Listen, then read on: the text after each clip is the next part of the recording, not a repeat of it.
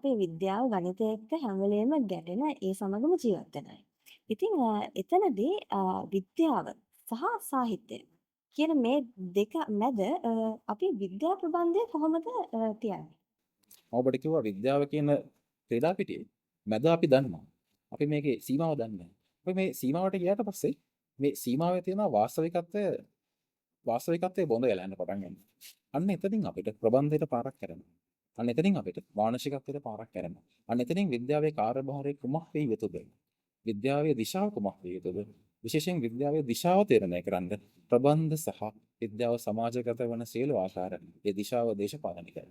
අනිවාර්යයෙන්ම විද්‍යාවේ දිශාව දේශපාලනිකයි. මේ දේශපාලනික දිශාව තීරණය කරන්න විද්‍යාවට විද්‍යාවට සහභාගී වන දර්ශනවාද, විද්‍යාවට සහභාගී වන සමාජ විද්‍යාව, විද්‍යාවට සහභාගී වන ප්‍රබන්ධය, මේ සියල්ල විද්‍යා ප්‍රබන්ධ ඇතුළුව මේ සියල්ලම විද්‍යාවේ දිශාවට තීරණය කිරීමට මේ සියල්ල අවශ්‍ය වෙනවා.